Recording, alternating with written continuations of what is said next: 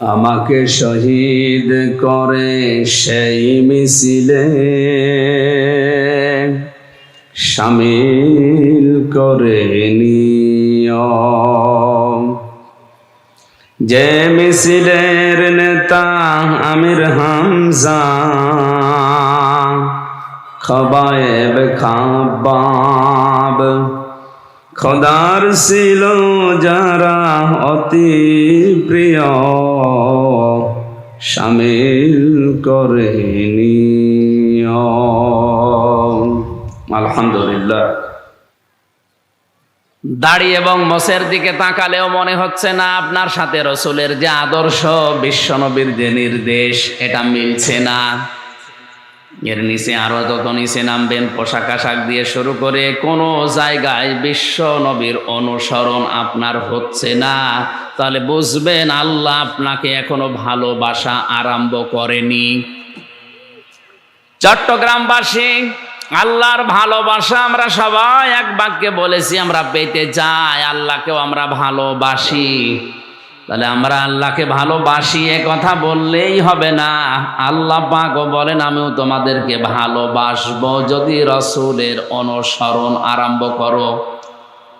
আমি আশা করছি আজকের এই দিন থেকে মরণ পর্যন্ত আপনি আর দাড়িকে এক মুষ্টির উপরে আর কাটবেন না। আপনি যদি এই সুন্নাতটাও আদায় করার সিদ্ধান্ত নিতে না পারেন, কয়েকদিন আগে মাহফিল দিয়েছিলেন, এখন আবার দেওয়ার দরকার কি? এটা তো লোক দেখানো হয়ে যাবে। একটা আমলও যদি এই অনুষ্ঠান থেকে শুরু হয়, এই মাহফিল আল্লাহর দরবারে কবুল হয়ে যাবে। এজন্য আশা করছি যারা এসেছেন বা মিডিয়ার মাধ্যমে যারা শুনছেন, এক মুষ্টির নিচে আপনি দাড়ি কাটবেন না, এরপরে কেটে ফেলতে পারেন, অসুবিধা নেই। একেবারে এমন বড় রাখা ঠিক না যে পেশাব পায়খানা করতে গেলে নাপাক লেগে যায়। কথা বোঝাতে পারলাম? এর পরের দুইটা শব্দ ইউহিব্বুকুমুল্লাহ, আল্লাহ দিয়েছেন কোন মানুষ যদি বিশ্ব নবীকে অনুকরণ আরম্ভ করে, তাহলে আল্লাহ তাকে ভালোবাসা শুরু করবে। আল্লাহ যদি কাউকে ভালোবাসা শুরু করে, ওয়াগফির লাকুম যুনুবাকুম, দুইটা কথায় মজারে দিয়ে শুরু, ওয়াগফির লাকুম যুনুবাকুম, জামবনের বহুবচন যুনুব। কোন মানুষ যদি বিশ্ব নবীকে অনুসরণ আরম্ভ করে, ওর জীবনের কোনো গুনাহ আর আল্লাহ রাখবে না, সব ওই মুহূর্ত থেকেই মাফ করে দেবেন। এখন আমার প্রশ্ন হচ্ছে, অনুসরণটা কি আংশিক না পূর্ণাঙ্গ? কথা বলেন না কেন? বিশ্ব নবীকে আংশিক অনুসরণ করেছে দুনিয়ায় বহু মানুষ, আল্লাহ তাদেরকে মাফও করেনি, ভালোবাসেনি, ক্ষমা করা দূরের কথা, জান্নাতও তাদের দেয়নি। নবীজির অনুসরণ করা ভালোবাসা আংশিক যাদের ভেতরে ছিল, তার ভেতরে অন্যতম তার চাচা আবু তালেব। জীবনে এত বেশি ভালোবাসা আর কেউ দিয়েছে আমি অন্তত তার জীবনে পাইনি। আবু তালেব নিজের সন্তান আলীকে দূরে দূরে রাখতো, বিশ্ব নবী ভাইয়ের ছেলে হওয়ার পরও কাছে কাছে রেখে দিত। রাতের বেলা ঘুমোতে ঘুম থেকে উঠে আবু তালেবের মনে হতো আমার এতিম ভাতিজা মোহাম্মদ আমার পাশে আছে। তো এমনও কঠিন সিদ্ধান্ত জীবনে নিয়েছিলেন, ভাতিজা তোমার ডান হাতে সূর্য বাম হাতে চন্দ্র এনে দেওয়ার পরেও যদি তুমি এই দাওয়াত থেকে বিরত হবে না ঘোষণা দাও, তোমার কাজ তুমি চালিয়ে যাও, আমি আবু তালিব যতদিন আছি ইনশাআল্লাহ কোনোদিন তোমার অসুবিধা হবে না। তো এরকম রিস্ক নেওয়া মানুষ, অথচ এই লোকটা ভালোবাসা জীবনে দেয়নি তা না, বহু ভালোবাসা দিয়েছে রসুলকে। অনুসরণের ভেতরে তারও দাড়ি ছিল, আবু তালেবের জীবনী পড়ে দেখেছি তারও জুব্বা ছিল, সেও কাবা শরীফের খেদমত করেছে, আল্লাহর ঘরের বিভিন্ন অনুসরণ অনুকরণ হয়েছে, কিন্তু পূর্ণাঙ্গ না, আংশিক। কারণ বিশ্বনবীর রাজনৈতিক জীবন সে মানত না। আজও দুনিয়াতে বহু মানুষ এমন আছে আংশিক অনুসরণ করে আর বাকিটা না করেই মনে করছে আমি আল্লাহর ভালোবাসা পেয়ে গেছি, আল্লাহ আমাকে মাফ করে দেবে, জান্নাতে দিয়ে দেবে। সম্ভব না। আপনাকে মাফ করতে হলেও আবু তালিবকেও মাফ করা লাগবে। এখন যদি বলতেন তার ইমান ছিল না, তা আপনার ইমানের অবস্থা কি? আমার ভাইরা, এখন থেকে যদি আমি পরিপূর্ণ অনুসরণ আরম্ভ করি, এই আয়াত অনুযায়ী আল্লাহ আমাকে এখন এই ভালোবাসা আরম্ভ করবে। কথা বলেন, এখন আমি যদি পরিপূর্ণ অনুসরণ করার সিদ্ধান্ত না নিয়ে আংশিক করি, কসম দিয়েছেন আমাদের রব, ফালা ওয়া রাব্বিকা লা ইউমিনুনা হাত্তা ইউহাক্কিমুকা ফীমা শাজারা বাইনাহুম সুম্মা লা ইয়াজিদু ফি আনফুসিহিম হারাজাম মিম্মা কাদাইতা ওয়া ইউসাল্লিমু তাসলিমা। খুব খেয়াল করেন, আল্লাহ পাক বলেন, তোমার রবের কসম হে নবী, কসম করছেন যিনি তার নিজের নামে। কসম করছেন কে? আল্লাহ তার নিজের নামে কসম করছেন। হে নবী, আপনার রবের কসম। কখনোই লোকটা মুমিন হতে পারবে না যতক্ষণ পর্যন্ত জীবনের প্রতিটি ক্ষেত্রে আপনার দেওয়া সিদ্ধান্ত স্বতঃস্ফূর্তভাবে আনন্দ চিত্তে মেনে নিতে না পারবে। এমনিতেই মেনে নেওয়ার, আনন্দে মেনে নেওয়ার ভেতরে পার্থক্য আছে। অনেকেই বাধ্য হয়ে শেষ পর্যন্ত পরিবেশ, সমাজ, পরিবার, এদের দিকে, বন্ধু মহলের দিকে তাকিয়ে আল্লাহর রসুলের সিদ্ধান্ত মেনে নিতে বাধ্য হয়। এরকম না, বিশ্ব নবীর যত সিদ্ধান্ত দুনিয়াতে আছে আপনার জীবনে, পরিবারের, সমাজ আর রাষ্ট্রে, এটা একেবারে মন খারাপ করে না, আনন্দ চিত্তে মেনে নেওয়া লাগবে। সাল্লিমু তাসলিমা, স্বতঃস্ফূর্তভাবে আনন্দ চিত্তে যতক্ষণ মেনে নিতে না পারবে ততক্ষণ লোকটা মুমিন না। আয়াত আমার মনে হয় পড়ার পরে যেটা আমি বুঝলাম, আয়াত অনুযায়ী আমরা যারা আজ রসুলকে স্বতঃস্ফূর্তভাবে দুনিয়ার সব জায়গায় মানতে পারি না আর উল্টাপাল্টা ধারণা করি, তারা ঈমানদারি হতে পারেনি। আল্লাহ আমাদের হেফাজত করুন, জোরে বলেন আমিন। তাহলে আয়াতের সারমর্ম যেটা আমি বোঝাতে চেয়েছিলাম, আল্লাহকে ভালোবাসিয়ে দাবি করাই শেষ না। আল্লাহ বলেন দাবি করার দরকার নেই। যদি কেউ দাবি করে আল্লাহ তোমাকে ভালোবাসি, নবীজি আপনি বলুন সে যেন আপনার অনুসরণ আরম্ভ করে। এ অনুসরণ আংশিক না পূর্ণাঙ্গ? আরো জোরে, আরো জোরে বলেন, বলেন বলেন।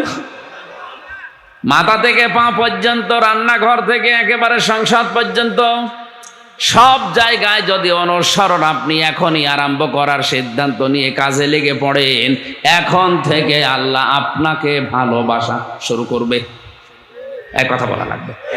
তাহলে এখনো পর্যন্ত আংশিক যারা করে আছেন তাদেরকে আল্লাহ ভালোবাসা শুরু, বলেন বলেন। যারা পূর্ণাঙ্গ করার জন্য সিদ্ধান্ত নিয়ে লেগে পড়েছে, নেমে পড়েছে, আল্লাহ তাদের ভালোবাসা শুরু। আজ 48,000 পীর এই দেশে। আমি পীর বিরোধী না, কেন পীরের নাম নিয়ে আজ যেগুলো করছে তাদেরকে বলছি। 48,000, তাও সরকারি জরিপে। অধিকাংশ দরবারের পীরদের ভেতরে রসুলের রাজনীতি নেই, আরো এরা উল্টাপাল্টা ফতোয়া দেয়। হ্যাঁ, এদের দাড়ি, টুপি, জুব্বা, জিকির, আজকার, দস্তরখানা বিছিয়ে ভাত খাওয়া, মেসাক করা, এই বিষয়গুলো আছে। জীবন চালাতে গেলে অর্থনীতি লাগে, অর্থনীতির ধারে কাছে তারা নেই। সমাজনীতি লাগে, সেখানে নেই। রাজনীতি লাগে, সেখানে নেই। আন্তর্জাতিক নিয়ম নীতি মানা লাগে, সেগুলোও তারা জানে না। বিশ্ব নবীর জীবনের অনুসরণ তাদের আংশিক না পূর্ণাঙ্গ? তাহলে যত বড় পীর আপনি দাবি করেন না কেন, যত বড় দরবার আপনার থাক, যত কোটি কোটি মুরিদ আপনার দরবারে যাক, আল্লাহ আপনাকে এখনো ভালোবাসা শুরু। এত সহজ ভাষায় বলার পরেও কেউ যদি উল্টা দিকে নিয়ে যায়, ওর কপালে আগুন লাগবে। কথাটা যদিও নরম ভাষায় বলেছি, এটা যে কত ভয়ঙ্কর কথা, যাদের দরবারে এটা কাল রেকর্ড যাবে তারা দেখেন শুরু করে দেবে যে কি করলো। এত মুরিদ আমার দরবারে, এত কিছু, আমি তাহাজ্জুদ মিলে পড়ি, তারপরেও নাকি আল্লাহ এখনো আমাকে ভালোবাসায় শুরু করেনি। হ্যাঁ, কারণ আপনার জীবনে অর্থনীতি নেই, আপনার জীবনে রসুলের রাজনীতি নেই, আপনার জীবনে রসুলের পরিবার নীতি নেই। অনেক দরবারে গিয়ে দেখেছি বিশ্বনবী তার স্ত্রীদের সাথে যে ব্যবহার করতেন ওইটা পাওয়া যায় না। আমার নিজের চোখে দেখা পীর সাহেব স্ত্রীকে তরকারিতে লবণ বেশি দেওয়ার কারণে গালি দিচ্ছে। অথচ আল্লাহর নবী বলেন কোন দিন আমার স্ত্রীদেরকে খাবারের ব্যাপারে গালি দেওয়া তো দূরের কথা, বিশ্বনবী কোনদিন খাবারের ভুলও ধরতেন না, দোষও বের করতেন না। হযরতে আয়েশা বলেন আমার স্বামী যুদ্ধের ময়দান থেকে ফিরে এসে দেখে আমি তো ছোট মানুষ, রুটি তৈরি করছিলাম, রুটি একটা বানিয়ে রাখি, ছাগল এসে নিয়ে চলে যায়। রোদের ভেতরে প্রচন্ড রোদ ছিল, এই জন্য আমি গরমে ঘরমাত্ম হয়ে এমনকি ক্লান্ত হয়ে কখন যে ঘুমিয়ে পড়েছে আমি নিজেও টের পাইনি। বিশ্বনবী এসে দেখলেন আমি ঘুমিয়ে গেছি। আল্লাহর নবী নিজে আটাগুলো আবার খামির করলেন, নরম করে আবার রুটিগুলো তৈরি করলেন। গোশতটা রান্না করার পরে আমাকে ডাক দিলেন, আয়েশা রুটি হয়ে গেছে, উঠে উঠে পড়ো। হযরতে আয়েশা বলেন ইয়া রাসূলুল্লাহ, যে অবস্থা ছিল অন্যান্য মানুষ হলে তো নিজে খেয়ে তারপরে ডাকতো। হযরতে রাসূল বলেন আয়েশা তুমি আমার অর্ধাঙ্গিনী, তুমি যে আমার স্ত্রী।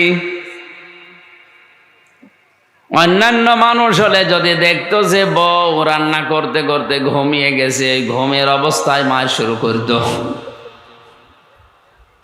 এই জন্য পরিবারে আপনার রাসূলের আদর্শ নেই, অর্থনৈতিক জীবনে আপনার রাসূলের আদর্শ নেই, রাজনৈতিক জীবনে আপনি রাসূলকে মানেন না। তো বলেন তো বিশ্ব নবী মুহাম্মদ রাসূলুল্লাহর অনুসরণ আপনার আংশিক না পরিপূর্ণ? এই কারণেই তো 48 হাজারের ভেতরে 48 জনও আমার মনে হয় টিকবে না। রাসূলকে কেউ যদি অনুসরণ পূর্ণাঙ্গ আরম্ভ করে দেয়, ওই মুহূর্ত থেকে আল্লাহ তাকে ভালোবাসা, আরো জোরে বলেন, আল্লাহ যদি ভালোবাসা শুরু করে কয়টা পুরস্কার তাকে দান করবেন? 2টা। ওয়ায়াগফির লাকুম, আল্লাহ তাকে ওই মুহূর্তে ক্ষমা করে দেবেন। কেমন ক্ষমা? আল্লাহ ক্ষমার ধরন দিয়েছেন জামবুন না যুনুব। বহু বচন দিয়ে জানিয়েছে ওনার জীবনের এই 50, 60, 70 বছর, 80 বছরে যত অপরাধ ছিল সব ওই মুহূর্তে আল্লাহ মাফ করে তাকে নিষ্পাপ বানিয়ে দেবে। ও যদি এই মুহূর্ত থেকে রসুলের পুরা জীবন আদর্শ অনুসরণ করার সিদ্ধান্ত নিয়ে লিখে পড়ে। আল্লাহ আমাদেরকে আজকের এই আলোচনা থেকে এই বিষয়টা নেওয়ার তৌফিক দিন, জোরে বলেন আমিন। আমার আজকের বিষয় আলোচনা করার জন্য নিয়েছিলাম আমানাত। কি বলেন বলেন? মুমিন জীবনের একটা গুরুত্বপূর্ণ অধ্যায় এটা। সামাজিক, রাজনৈতিক, আন্তর্জাতিক বিভিন্ন জায়গায় আমানতের গুরুত্ব আছে। কোরআনে কারীম জানিয়েছে ইয়া আইয়ুহাল্লাযীনা আমানু লা তাখুনুল্লাহা ওয়ার রাসূলা ওয়া তাখুনু আমানাতিকুম ওয়া আনতুম লা তা'লামুন। সূরা আনআম, সূরা আনফাল 27 নম্বর আয়াতে আল্লাহ জানিয়েছেন, ও হে যারা ঈমানের দাবি করো তাদেরকে বলছি কখনো তোমরা আল্লাহ এবং রাসূলের সাথে বিশ্বাসঘাতকতা করো না। শব্দের দিকে খেয়াল করেন, কত ভয়ঙ্কর শব্দ। ঈমানদারকে ডাক দিয়ে আল্লাহ বলছেন তোমরা আল্লাহ এবং রাসূলের সাথে বিশ্বাসঘাতকতা করো না। তাহলে বিশ্বাসঘাতক আল্লাহর কাছে নিকৃষ্ট। বিশ্বাসঘাতক কি?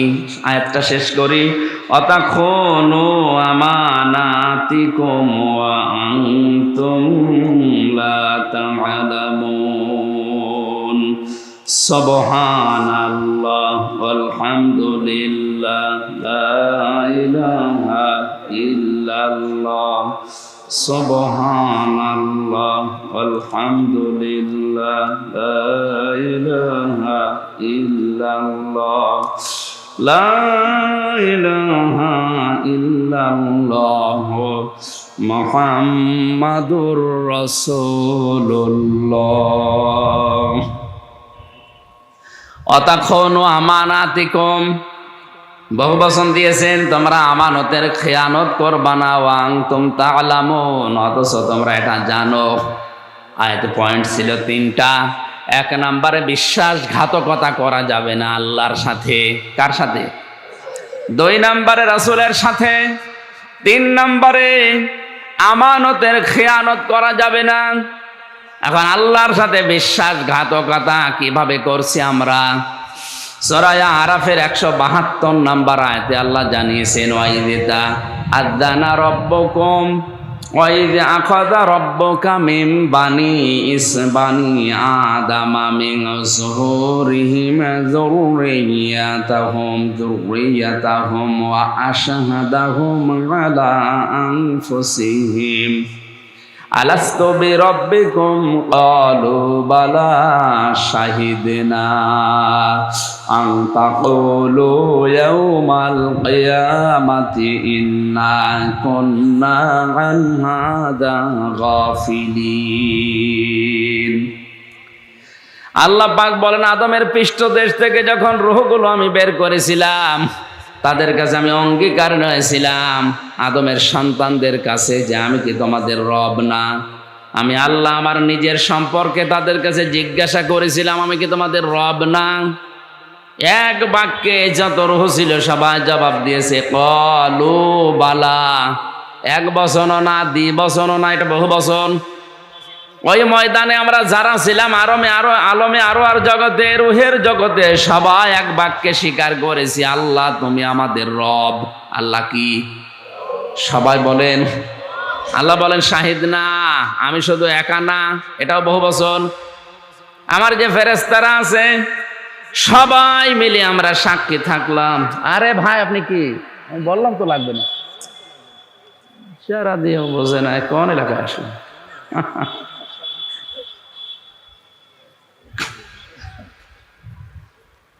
বসেন বসেন বসেন, কিছু লাগবে না, আপনার কি দরকার এগুলো?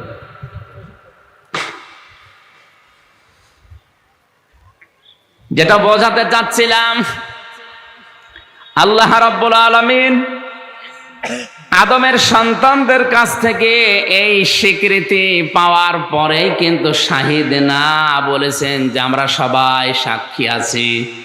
ফেরেশতা ছিল, আল্লাহ নিজে আছেন, আর আমরা তো সাক্ষী দিয়েছি। আন তাকুলু ইয়াওমাল কিয়ামাতি ইন্না কুন্না আন হাযা গাফিলিন। আল্লাহ পাক বলেন, হে বান্দা বান্দিরা, এই যে কথা সাক্ষী দিলে এটা যেন দুনিয়ায় যে ভুলে যেও না, কারণ কিয়ামতের দিন আমি এই বিষয়ে আবার জিজ্ঞাসা করব। আমার মুসলমান ভাইরা, অন্য ধর্মের কথা নাই, বাদই দিলাম, আমরা যারা আল্লাহকে বিশ্বাস করি, যারা বলেছি আল্লাহ তুমি আমাদের রব, তাও নরম ভাবে বলি নাই, নরমাল ভাবে বলি নাই, তাহলে ক্বালু নাম বলতে পারতাম। আমরা বলেছি ক্বালু বালা। নাম মানে নরমালি হ্যাঁ, অসুবিধা নেই, কিন্তু বালা মানে অবশ্যই হ্যাঁ, গ্যারান্টি দিয়ে স্বীকার করলাম। এখন যদি দুনিয়াতে আসার পরে কোনো মানুষ এই রব, তিনি যে রব বলে স্বীকৃতি নিলেন, এটা যদি ঠিক না রাখে, সে যেন আল্লাহর সাথে বিশ্বাসঘাতকতা করে। রবের 19টা অর্থ আমি পেয়েছি। আপনি একবারেই বলেছিলেন আলাস্তু বিরাব্বিকুম ক্বালু বালা, একবারে স্বীকার করার ভেতরে 19টা জিনিস পাওয়া যায়। তার 1 নম্বরে রব মানে আইনদাতা। রব মানে কি? আরো জোরে বলেন। ওই সময় যত রূহ আমরা আদমের পৃষ্ঠদেশ থেকে বের হয়েছিলাম, সবাই বলেছি ক্বালু বালা শাহিদনা, হে আল্লাহ তুমি আমাদের রব। রবের প্রথম অর্থ আমরা পেলাম, রব মানে আইনদাতা। সুতরাং দুনিয়ায় আসার পরে কেউ যদি আল্লাহর আইন না মানে, আল্লাহর আইন প্রতিষ্ঠা করার জন্য চেষ্টা না চালায়, ও সবচাইতে বড় বিশ্বাসঘাতক। আমাদের জননী যিনি এখন প্রধানমন্ত্রী শেখ হাসিনা থেকে শুরু করে যারা দায়িত্বে আছে, চারবার তারা পর গেল। এই 4 বারের ভেতরে একবারও সংসদে আল্লাহর একটা আইনও প্রতিষ্ঠা করতে পারলো না। এবার আমরা আহ্বান জানাবো, চলে যেহেতু গেছেন, সর্বপ্রথম সংসদ যেদিন বসবে যেন কোরআনের 4টা আইন প্রথমেই কায়েম হয়।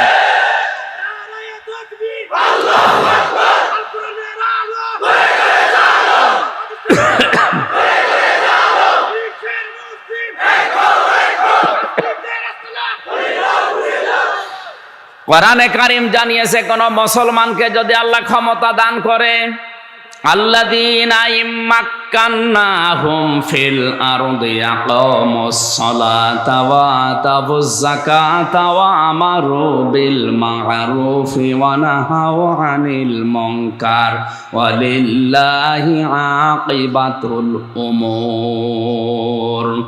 সূরা হজের 41 নম্বর আয়াতে আল্লাহ ঘোষণা দিয়েছেন, এটা আমি প্রধানমন্ত্রী সহ যারা মন্ত্রী পরিষদ কালকে মনে হয় গঠন হয়ে গেছে না, আজকে হচ্ছে, 300-র উপরে যারা এমপি হয়ে গেলেন, ইমানের দায়িত্ব অনুযায়ী মানবতার দায়িত্ববোধ নিয়ে আপনারা যেহেতু দায়িত্বে গেছেন, এই মুহূর্ত থেকে সংসদের প্রথম অধিবেশনে 4টা কাজ আপনারা বিল পাশ করবেন। 1 নম্বরে নামাজ কায়েম করা লাগবে রাষ্ট্রীয়ভাবে। এটার পক্ষে আছে না নেই?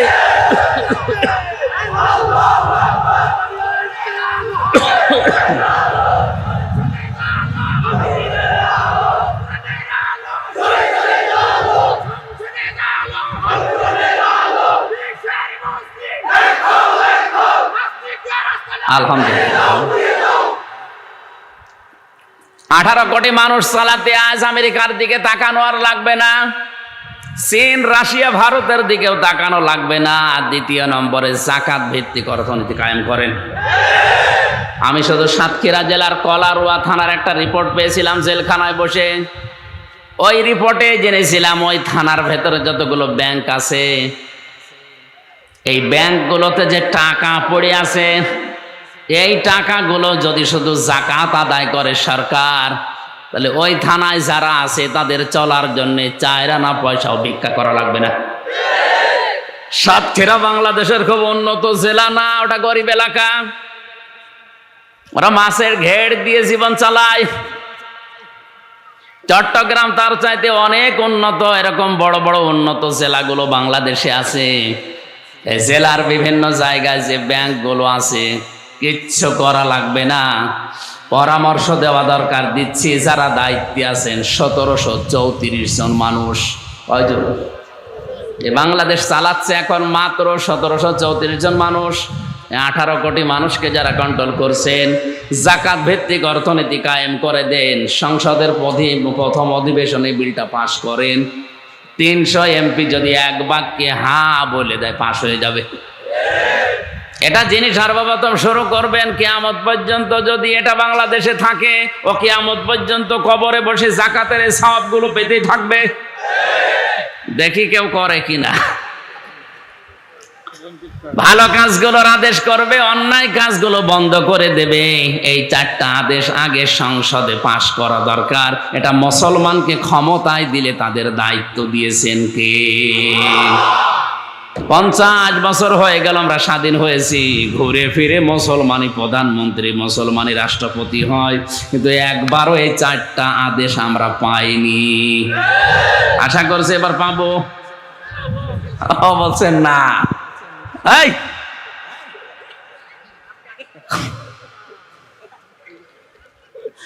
আল্লাহর সাথে বিশ্বাসঘাতকতা করলে আপনার খবর আছে সামনে। আয়াতের পরবর্তীতে এমন এমন শাস্তির কথা আল্লাহ দিয়েছেন। 2 নম্বর, রাসূলের সাথে যেন বিশ্বাসঘাতকতা না হয়। বিশ্বনবী তার জন্মের পর থেকে শুরু করে 63 বছরের এই জীবনে যা করেছেন, ওগুলো আপনার জীবনে সেট করা লাগবে। নবীজি মুহাম্মদুর রাসূলুল্লাহকে যেদিন একেবারে ছোট বয়সে তার মা হালিমাতুস সাদিয়া কোলে তুলে নেয়, ডান স্তন তিনি দিলেন, পান করলেন, বাম স্তন দিলেন, মুখ বের করে দিলেন। সিরাত ইবনে হিশাম লিখেছে, একবার, দুইবার, তিনবার মুখ লাগানোর পরেও তিনি যখন বের করে দেন, চোখের ইশারা দিয়ে ছোট মোহাম্মদ যেন মা হালিমাকে বোঝাতে চায়, ও দুধ মা, জোর করেন কেন? ডান স্তন আমার অধিকার ছিল, আমি পান করেছি।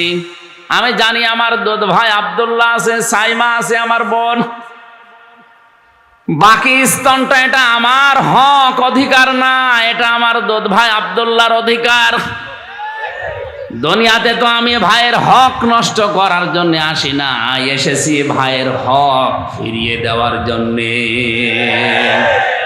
যেই নবী মায়ের কোলে বসে ভাইয়ের হক নষ্ট করে না, সেই নবীর উম্মত আমরা এখন যারা দাবি করছি, যত বড় হচ্ছি ভাইয়ের হক মারার জম হচ্ছি।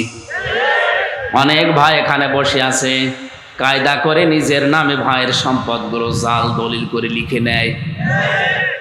মানুষের জমিন ফাঁকি দেওয়া লোক যদি এখানে থাকেন, কেউ ভাই, কেউ বোন, কেউ ছেলে মেয়ে, যাই হোক, আর অন্যের কথা তো বাদ দিলাম, আপনজনদের ভেতরে নিজের ভাই, নিজের বোন, নিজের ছেলে মেয়ে, এদের সম্পদ যদি কেউ আত্মসাৎ করে থাকেন, জমি জায়গা ফাঁকি দিয়ে থাকেন, যতদিন ওইটা ফেরত না দেবেন ততদিন আপনার ফরজ কোনো ইবাদত কবুল হবে না। 2 নম্বরে, আপনি যখন মারা যাবেন, এ জমি ফেরত না দেওয়ার কারণে আপনি বেঈমান হয়ে মরবেন, আপনার নামাজ রোজায় কাজ হবে না। শরিক ফাঁকি দেওয়া লোক আছে কিনা আমি একটু দেখতে চাই, হাত তোলেন তো। একজন না, এ মনে হয় এ ময়দানে নেই। হ্যাঁ, আপনি কি বোঝেন কিছু, নাকি আবেগে হাত তুলে ফেলেছে? দুইটা শাস্তির কথা বললাম না, যে ফরজ ইবাদত কবুল হবে না, আর মরণের সময় ঈমান নসিব হবে না, বেঈমান হয়ে মরবে যারা শরিক ফাঁকি দেয়। শরিক ফাঁকি বোঝেন আপনারা?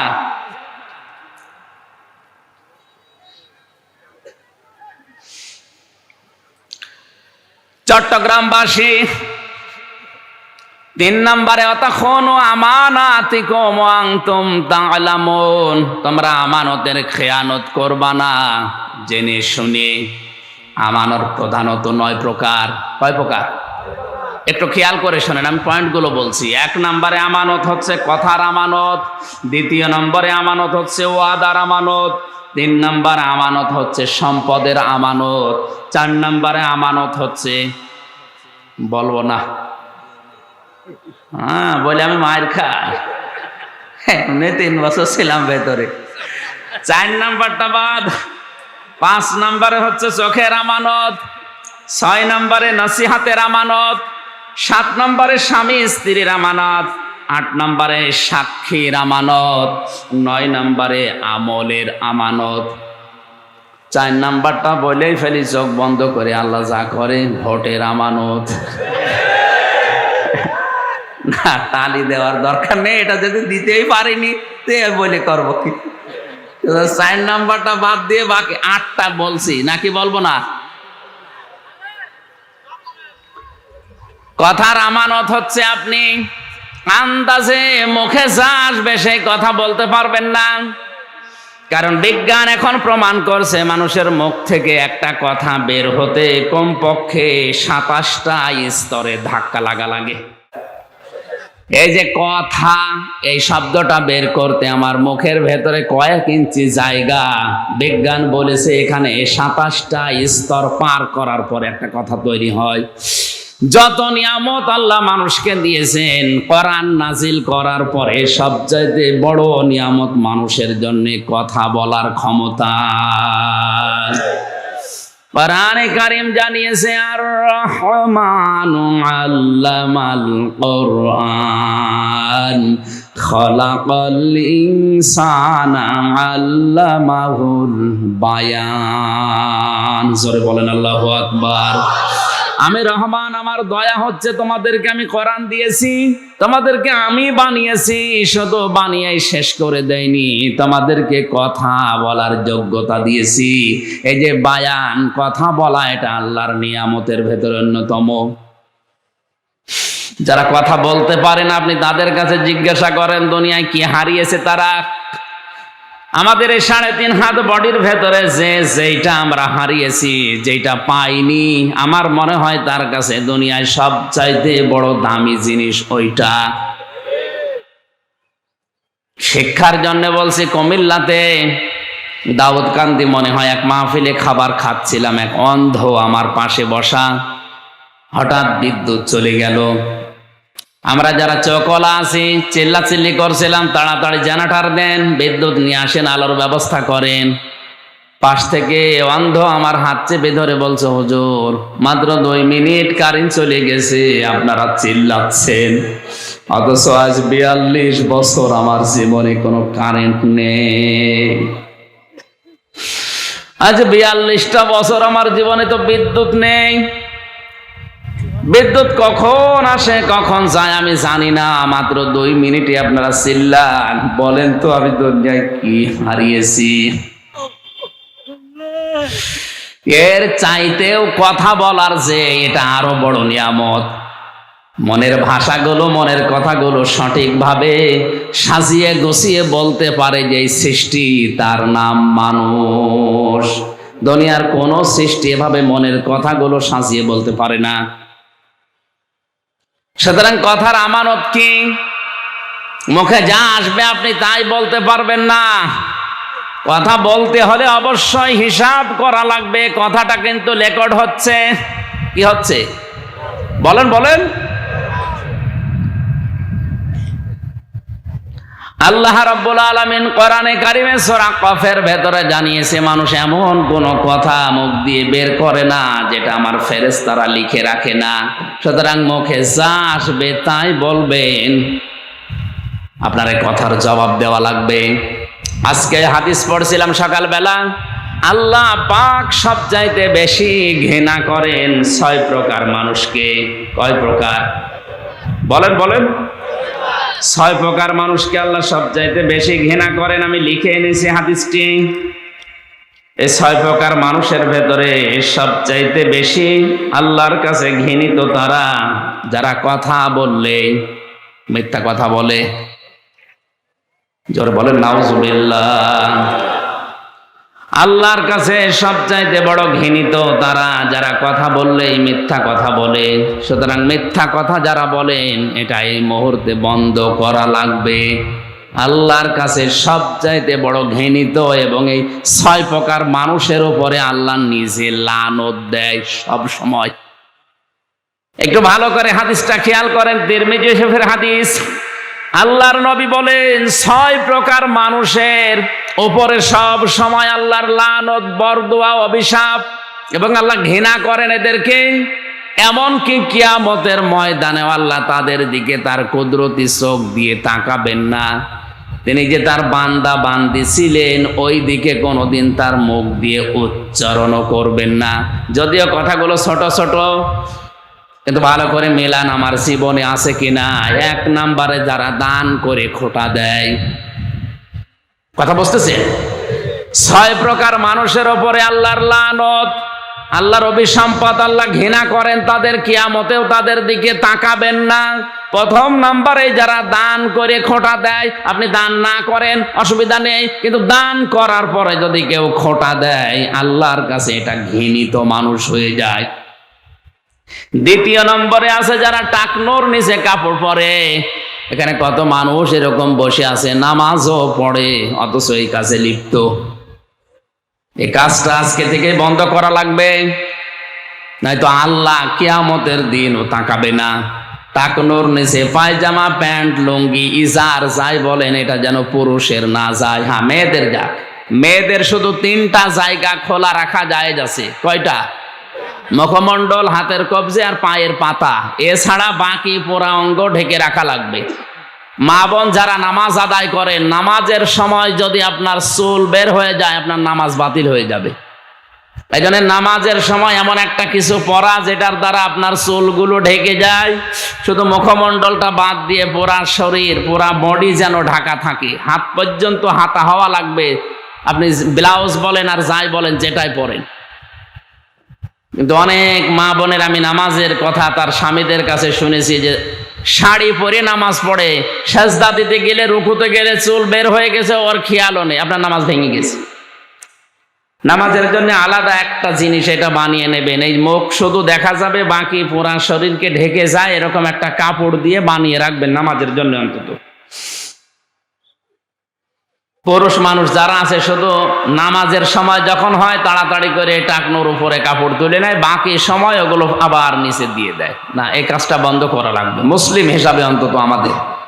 এরা বৈজ্ঞানিক আরো অনেক ক্ষতি আছে। কেউ যদি টাকনোর নিচে কাপড়, পায়জামা, লুঙ্গি, ইজার পরে, পুরুষ মানুষ বিশেষ করে, বারবার ওই যে পেছনের দিকে যে রগটা আছে খুব মোলায়েম, ওটা বারবার ঘষা লাগতে লাগতে ওটা অকেজে হয়ে এক সময় ওটা প্যারালাইজড হওয়ার সম্ভাবনা আছে।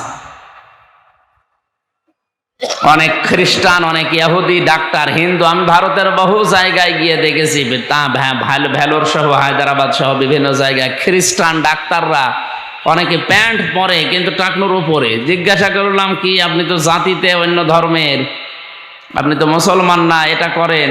ওনারা বৈজ্ঞানিক ব্যাখ্যা দেয় যে এটা করি আমরা এই কারণে, সওয়াব হবে বা আল্লাহ কিয়ামতে তাকাবে এই সমস্ত না, আমরা আমাদের শরীরকে বাঁচানোর জন্য। 3 নাম্বারেরটা সবচাইতে বেশি, যেটা আমাদের দেশে বৃদ্ধ জিনাকারী। আজ কক্সবাজার থেকে শুরু করে পর্যটক এলাকা সহ ঢাকা সহ বিভিন্ন জায়গায় বুড়ো জেনাখোর বেড়ে গেছে।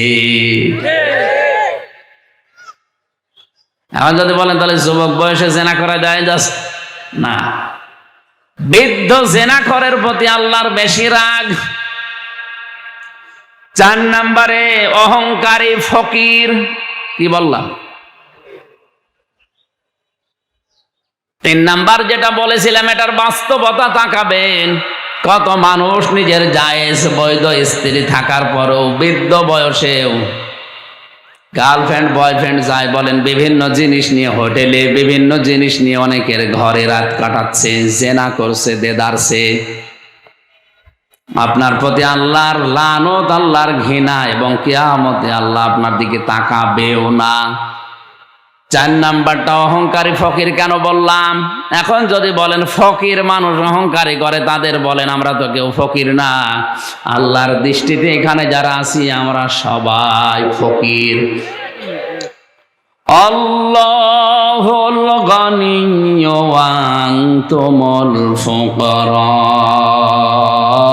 আল্লাহ পাক বলেন তোমরা সবাই ফকির, ধনী শুধুমাত্র আমি আল্লাহ। সুতরাং আমরা ফকিরের জাত, ফকিরের সন্তান। আমাদের অহংকার থাকলে আল্লাহ পাক ঘৃণা করবেন, তাকাবেন না। 5 নাম্বারটা মিথ্যাবাদী প্রেসিডেন্ট, শাসক। 1ম নাম্বারে তো বলেছিলাম, কথা বললে যারা মিথ্যা কথা বলে এদের উপরে আল্লাহর লানত, আল্লাহর ঘৃণা, কিয়ামতে আল্লাহ তাকাবে না। 6 নাম্বারের পয়েন্ট আবার রিপিট করে দিয়েছি, আলাদা কিছু মানুষের নাম যারা শাসক, যারা শাসক গোষ্ঠীতে আছে, যারা প্রেসিডেন্ট, রাষ্ট্রপতি, বড় বড় জায়গায় যারা আছে, এরা যদি মিথ্যা কথা বলে নিজের সাথে, জাতির সাথে, কিয়ামতে আল্লাহ এদের দিকে তাকাবেই না। জোরে বলেন নাউজুবিল্লাহ। কথা বললে দেখা যায় সংবাদ সম্মেলনে 100টা কথা বলে 98টা মিথ্যা কথা বলেন। পয়েন্টগুলো আকারে শেষ করে আমি শেষ কথা যেটা বলেছিলাম, সাক্ষীর আমানত, এটা বাংলাদেশে সবচাইতে বেশি খেয়ানত হচ্ছে। আমারে 2টা মামলা দিয়ে 3 বছর আটকিয়ে যারা সাক্ষী দিল, একটা কথাও সত্য না, সব মিথ্যা কথা। যারা আমার বিরুদ্ধে সাক্ষী দিয়েছে, যতগুলো সাক্ষী মামলা এখনো চলছে, বলেন তো এই মানুষগুলো নাকি জানিয়েছে আমি উগ্রবাদী কথা বলি, আমার কথা শুনে সংসদ ভাঙতে গেছে একটা ছেলে। আমি বললাম কই দেখান তো বক্তব্যটা, এটা নেই। তাহলে আপনি সাক্ষী দিলেন কি? আজ মিথ্যা সাক্ষ্য দেওয়ার কারণে কত মানুষ 20 বছর, 25 বছর, 45 বছর জেলে পড়ে আছে বিনা কারণে, কিচ্ছু জানে না। 100 জনের কমপক্ষে 70 জন মানুষ তো বিনা কারণে জেলে আছেই। আমি এই 3 বছরে যেটা দেখেছি, 30 ভাগ অপরাধী আছে, এটা আমিও মানি, কিন্তু 70 জনই বিনা কারণে কিছুই জানে না। হয়তো অন্যের পাশের বাড়ির সাথে রাগ আছে, একটা মেয়ে ছেলে দিয়ে তার উপরে দোষ চাপিয়ে ধর্ষণ মামলা দিয়ে 30 বছর জেল দিয়ে দিল। বলে তো একটা মানুষ 30 বছর যদি জেলে থাকে, তার বাইরে আর কিছু থাকে? তার দুনিয়াটা ধ্বংস করে দিলেন। মিথ্যা সাক্ষ্যর ব্যাপারে কোরআন এবং হাদিসে যত আয়াত আমি পড়েছি, আশ্চর্য লাগে। মিথ্যা সাক্ষী এত ভয়ঙ্কর, এটা দুনিয়াতে যারা মিথ্যা সাক্ষ্য দেবে, কিয়ামতের দিন আল্লাহ পাক হাজার হাজার সাক্ষী তার বিরুদ্ধে জোগাড় করবেন। আর যারা মিথ্যা সাক্ষ্য দিয়ে অনেক মানুষকে ধরিয়ে দিচ্ছেন, অনেক মানুষকে জেলের ভেতরে রেখে দিয়েছেন, তারা থামেন, আপনার কপাল কিন্তু সামনে পুড়ে গেছে। শেষ কথা ছিল, এই সমস্ত জায়গার আমানত, এই মেম্বারগুলো, এই মঞ্চগুলো, মসজিদ থেকে শুরু করে বিভিন্ন যে মঞ্চগুলো তৈরি হয়, মেম্বারগুলো তৈরি হয়, এখানের আমানত, এই আমানতগুলোর দায়িত্ব আমাদের পালন করা দরকার। আমাদেরকে আমানতগুলো পালন করতে দেন। যারা পালন করতে দেন না, তারা আল্লাহর ভাষায় বিশ্বাসঘাতক হিসাবে পরিণত হবেন। আমাদের অন্তত বলতে দিন যে কথাগুলো সঠিক, কোরআন এবং হাদিস থেকে। এই মেম্বারে, এই মঞ্চে দাঁড়িয়ে যেন জনগণকে বলতে পারি, এই কথাগুলো বলার মতো পরিবেশ সৃষ্টি করে দিন। আপনি আরো বাধা দিয়ে বন্ধ করে দিচ্ছেন। যে হাদিসটি পড়লাম, এটা হচ্ছে মানুষের ঈমান পরিমাপ করার যন্ত্র, থার্মোমিটার। বুখারী শরীফে আছে, নবীজি বলেন, তোমাদের ভেতরে কেউ যদি কোনো অন্যায় কাজ দেখে, আর পৃথিবীতে সবচাইতে বড় অন্যায় হচ্ছে মানুষ হয়ে মানুষের ওপরে জুলুম করা, যেটা এখন মুসলমানদের ওপরে চলছে তামাম দুনিয়ায়। কোরআনে কারিমে আমি এর আগেও বলেছি, সবচাইতে বড় আশ্চর্য লাগে সূরা শুরার 42 নম্বর আয়াত পড়লে, আমার কাছে ভয়ঙ্কর মনে হয়। আল্লাহ রাব্বুল আলামিন বলেন, ইন্নামাস সাবিলু আলাল্লাযীনা ইয়াযলিমুনান নাস ওয়া ইয়াবগুনা ফিল আরদি বিগাইরিল হক উলাইকা লাহুম আযাবুন আলীম। অবশ্যই আমি আল্লাহর অভিযোগ, আমি আল্লাহ নিজে মামলা দায়ের করব, কেস করব তাদের বিরুদ্ধে যারা মানুষ হয়ে মানুষের ওপরে জুলুম করে। কিছু যদি নাও হয়, অন্তত বিশ্ব আজ দেখছে ফিলিস্তিনের মুসলমানদের উপরে যা চলছে, এটা 100% জুলুম।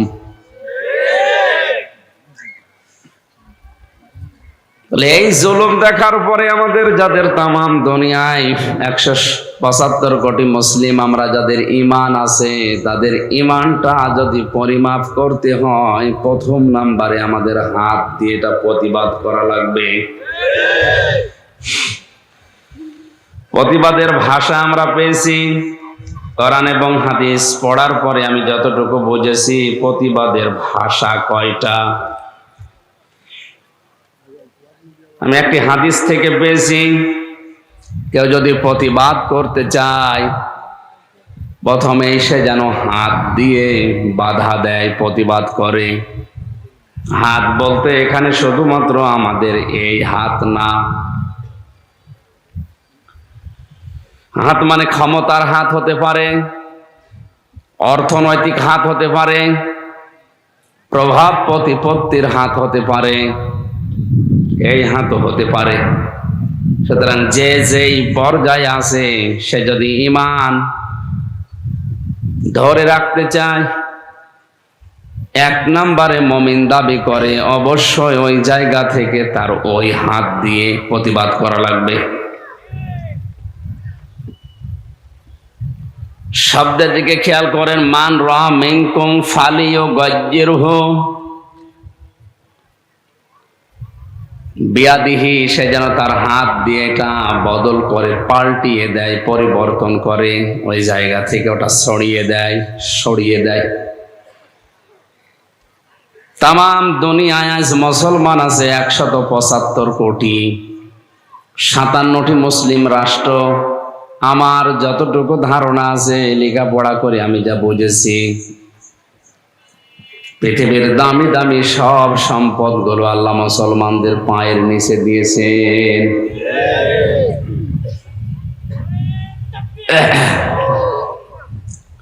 এরা যদি একেবারে কিছু না পারে, মুসলিম বিশ্বে যাদের পায়ের নিচে আল্লাহ তেল দিয়েছেন, এরা যদি বলে আমরা তেল বন্ধ করে দিলাম, তামাম দুনিয়া অচল হয়ে যাবে।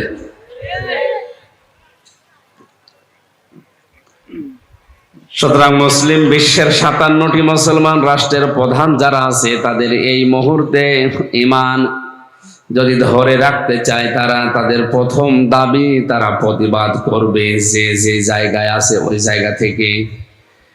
এটা যদি অপারগ হয়, বিশ্বাস দুইটা ভাগে ভাগ হয়ে গেছে, এদিকে চীন রাশিয়া একদিকে, আমেরিকা আর একদিকে, আমরা মাঝখানে পড়েছি গাড়াকলে।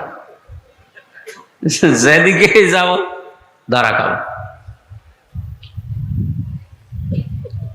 ওরা আন্তর্জাতিক ভাবে যে রাজনীতি শুরু করেছে, আমাদের এই দেশটাকে ব্যবহার করে আশপাশের রাজ্যগুলো কন্ট্রোল করতে চায় এই দুইটা পরাশক্তি। হয়তো আমরা ওই পর্যন্ত বুঝতে পারছি না, তাই আমাদের এই দেশে যার সবচাইতে বড় হাত আমাদের প্রধানমন্ত্রী, উনি ওখান থেকে প্রতিবাদ করছে।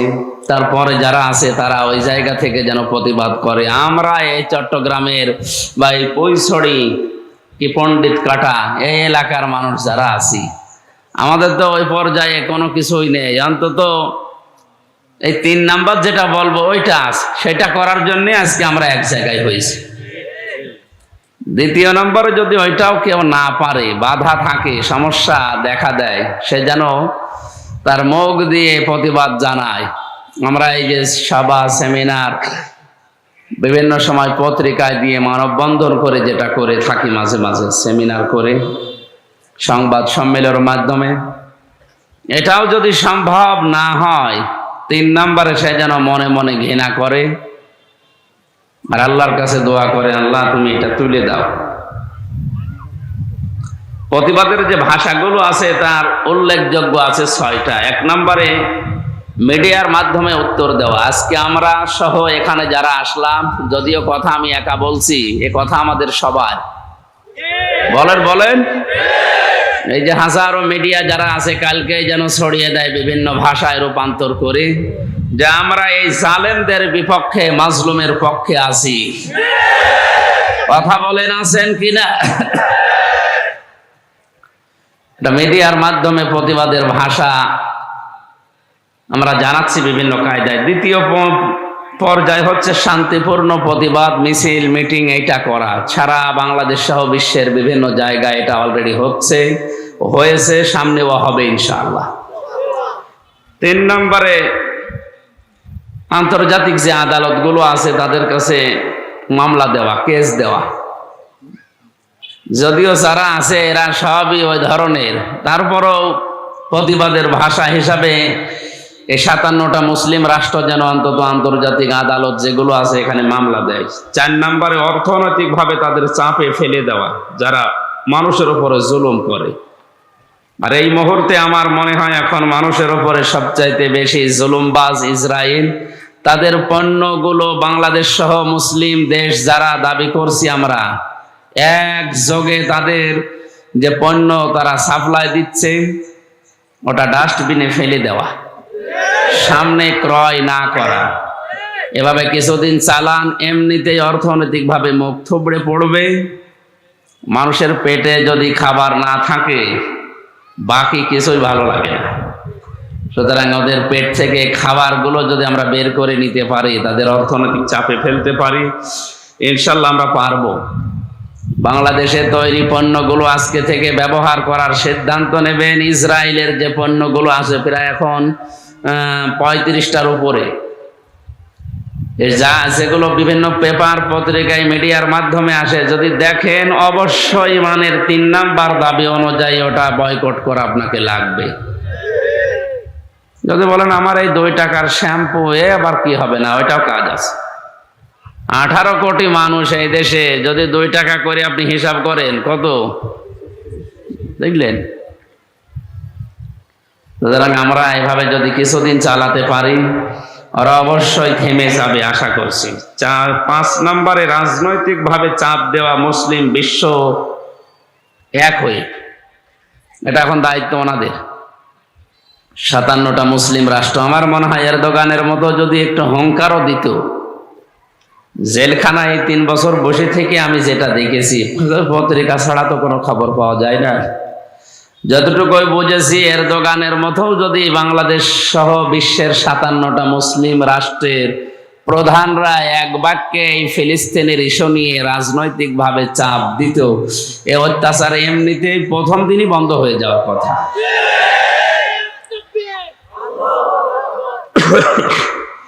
6 নম্বরে তাদের পতাকা সহ তাদের এম্বাসি, যদিও আমাদের দেশে এখন নেই, না এখন আছে, আমি তো 3 নম্বরে জানি না, এই 3 বছরে কিছু,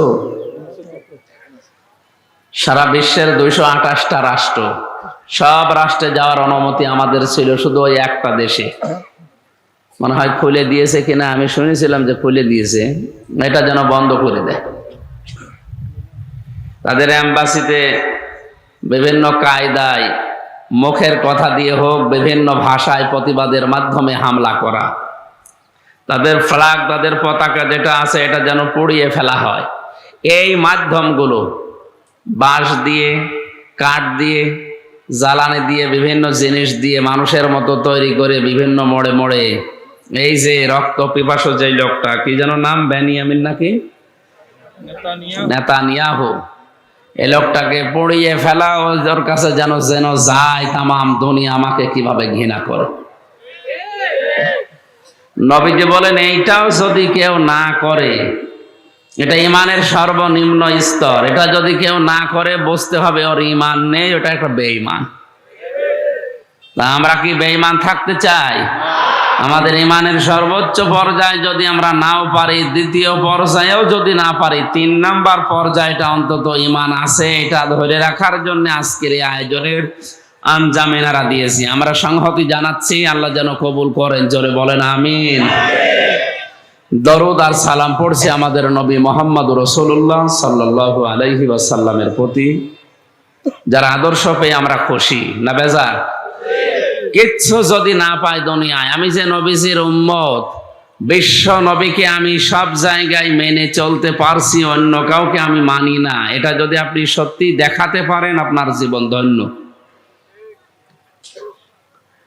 কোরআনে কারিমে রব্বুল আলামিন বলেন, কুল ইন কুনতুম তুহিব্বুনাল্লাহা ফাত্তাবিউনি ইউহিব্বুকুমুল্লাহ ওয়া ইয়াগফির লাকুম যুনুবাকুম আল্লাহু গফুরুর রহিম। সূরা আলে ইমরানের 31 নম্বর আয়াত। হ্যাঁ, এতদিন আপনি শুনেছেন, একটু নতুন ভাবে শোনেন। আজকে আধুনিক যে তাফসির গুলো এখন বের হচ্ছে, এখান থেকে সামারাইজ করে আমি একটা তথ্য এখান থেকে পেয়েছি, খেয়াল করে শোনেন। কোরআনের কোন কথা যদি কেউ খেয়াল করে মনোযোগ দিয়ে শোনে, 500 রাকাত নফল নামাজের সওয়াব হয়। আল্লাহ পাক বলেন, নবী আপনি বলুন, যদি কেউ এই দাবি করে যে আমি আল্লাহকে ভালোবাসি, এ দাবি আমাদের আছে না নেই? শুধু আমাদের না, দুনিয়াতে যে যে ধর্মে আছে সে তার দেবতাকে ভালোবাসে। কথা বলে না কেন? ইহুদি, খ্রিস্টান, বৌদ্ধ, হিন্দু সহ ওদেরকে জিজ্ঞাসা করেন, ওরা ওদের দেবতাকে ভালোবাসে।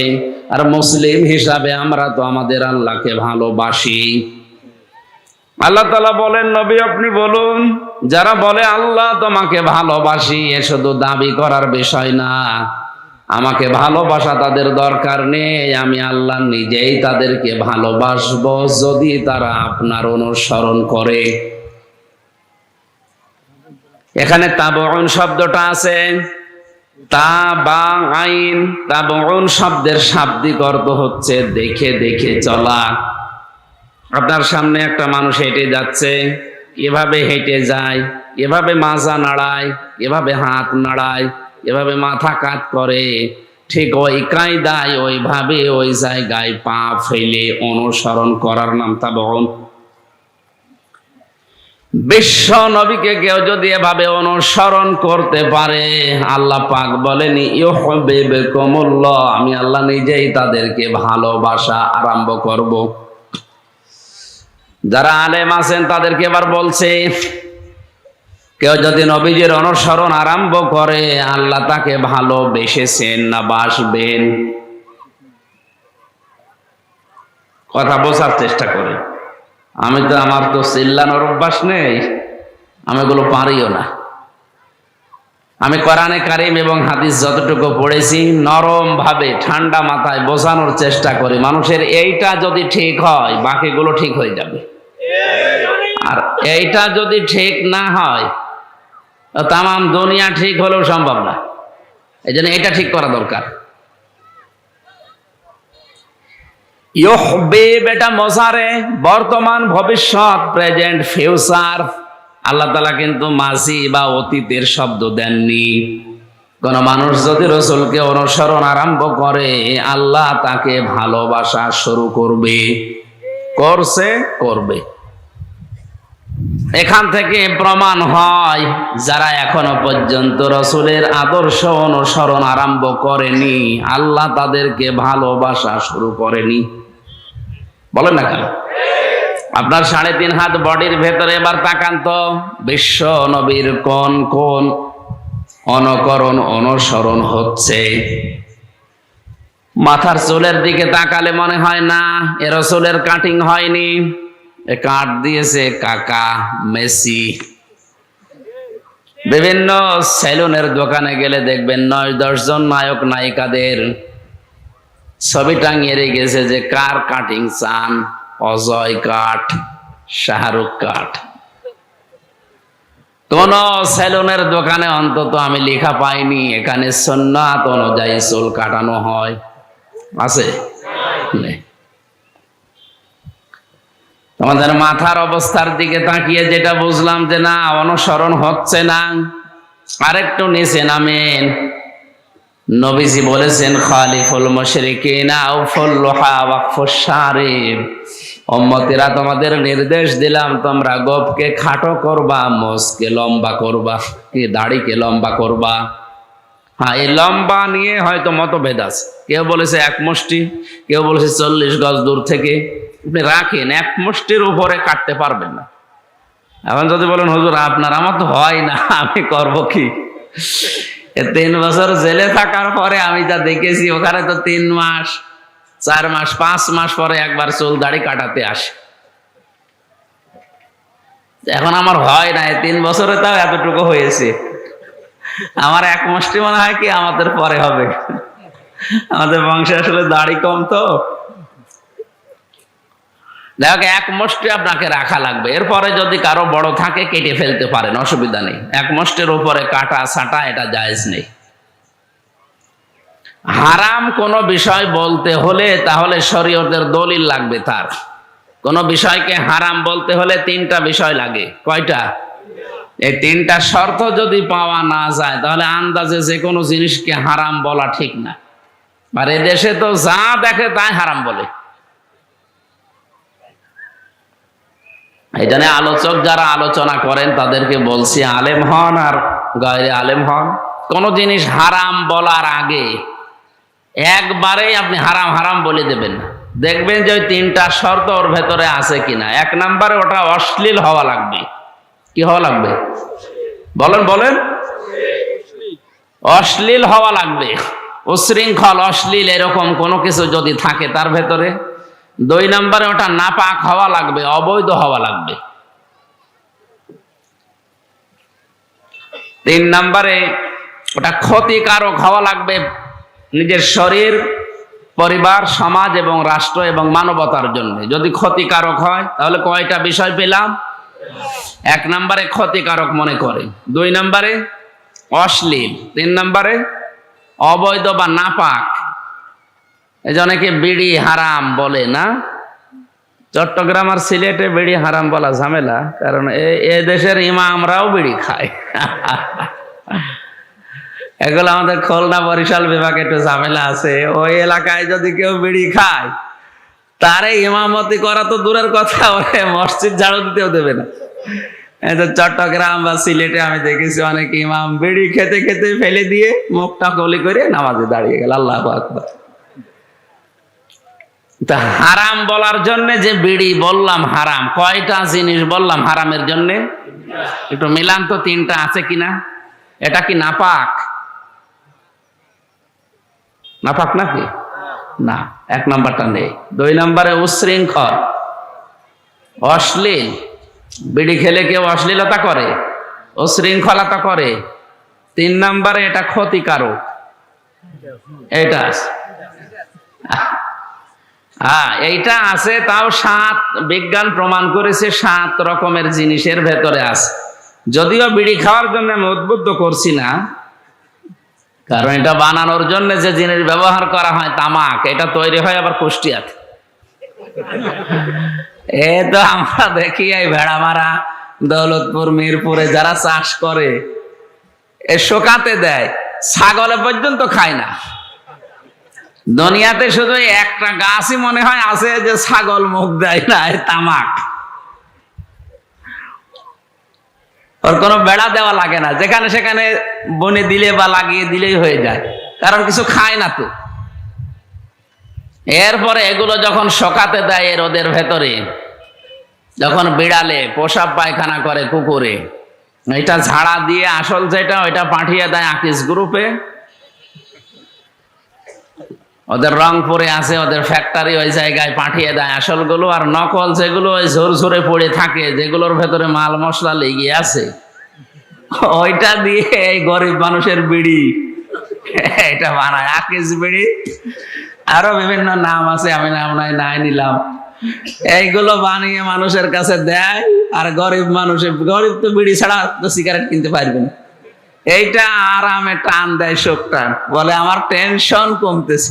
বিড়ি খেলে টেনশন আরো বাড়ার কথা, কারণ একেবারে কিছু যদি না হয় অন্তত হার্ট নষ্ট হবে। কি নষ্ট হবে? তাহলে বোঝা যাচ্ছে এটা ক্ষতিকারক। মানুষের মানব দেহের অনেকগুলো ক্ষতি হয়, ক্যান্সার হওয়ার সম্ভাবনা আছে। এরপরে মানুষের মুখ তো গন্ধ হয়। আশা করছি ছেড়ে দেবেন। মস বড় থাকলে সমস্যা আছে। অনেকে এতটুকু শুনেছি যে মসের পানি যদি কেউ খেয়ে ফেলে এটা মাকরু হয়। কি হয়?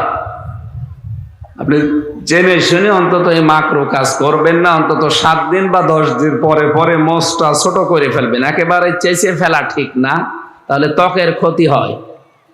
জেলখানায় ব্লেড দেওয়া নিষেধ। এখন যদি বলেন হুজুর 3 বছর আপনি কি করলেন, আমি চেঁচে ফেলতাম, কারণ উপায় নেই। ওখানে রেজার দেওয়া হয়, ব্লেড দেয় না। আগে দিত। আমরা যাওয়ার পরে একটা লোক নাম হোসাইন, ওর বউ মার্ডার করা মামলা নিয়ে এসেছে। ওরে তো ফাঁসির আদেশ দিয়েছে, এরপরে এখন যাবজ্জীবন 30 বছর জেল খাটা লাগবে। এই লোকটারে ব্লেড দিয়েছে, ওর প্যানিস কেটে ফেলে দিয়েছে। জেলার আর সোফার পরের দিন এসে বলছে, হ্যাঁ ব্লেড দেওয়ার কাজ করার জন্য আমরা ব্লেড দেই, আর ও জিনিস কেটে ফেলে দিয়েছে, ব্লেড আর দেওয়া যাবে না। ওই দিন থেকে ব্লেড নিষিদ্ধ, ব্লেড আর দেয় না। আমাদের এই 10 দিন 15 দিন পরে একবার এই যে দাড়ি গোপ মোস যাই বলেন, এটা চাষার জন্যে এই রেজার দেয়, ওয়ান টাইম 15-20 মিনিটের জন্য দেয়, শেষ করার পরে আবার ওরা কেড়ে নিয়ে নেয়। তো এখন ওই জায়গায় যেহেতু উপায় ছিল না, এই কারণে আমাদের এটা চেঁচে ফেলা লাগতো 15 দিন বা 20 দিন পরে একবার। তো বাইরে এসে একেবারে চেঁচে ফেলা ঠিক না। আপনি সর্বোচ্চ ছোট করেন যতটুকু পারেন, কিন্তু দাড়িটা আপনার এই যে থুতনির নিচে যে অংশটা, এটা দাড়ির অংশ নয়। কেউ যদি রাখতে পারেন, না রাখলেও গোনা হবে না। দাড়ির অংশ হচ্ছে এই কানের লতির নিচ থেকে শক্ত জায়গাটুকু, এখান থেকে শুরু করে শক্ত জায়গা একেবারে এই মুখের নিচ পর্যন্ত। এই যে সওয়াল যেগুলো আছে, এগুলো দাড়ির অংশ নয়। কেউ যদি কাটতে চান, এগুলো এই নরম জায়গাগুলো চেঁচে ফেলতে পারেন, কিন্তু এইগুলো চাচতে পারবেন না। দাড়ি রাখতে হবে এই নিচের এই জায়গাটুকু কেউ যদি না রাখেন, এই যে আপনি এটুকু না রাখলেও গোনা হবে না, রেখে দিয়েছেন অসুবিধা নেই। এগুলো রাখলে পুরুষের মতো লাগে, আবার একেবারে না রাখলে মাকন্দ বা মহিলাদের মতো লাগবে। আপনি রাখেন যদি রাখতে চান, অসুবিধা নেই। কিন্তু এই শক্ত জায়গাটুকু দাড়ির অংশ, এগুলো কাটতে পারবেন না। আমি কত কথা বোঝাতে পারলাম?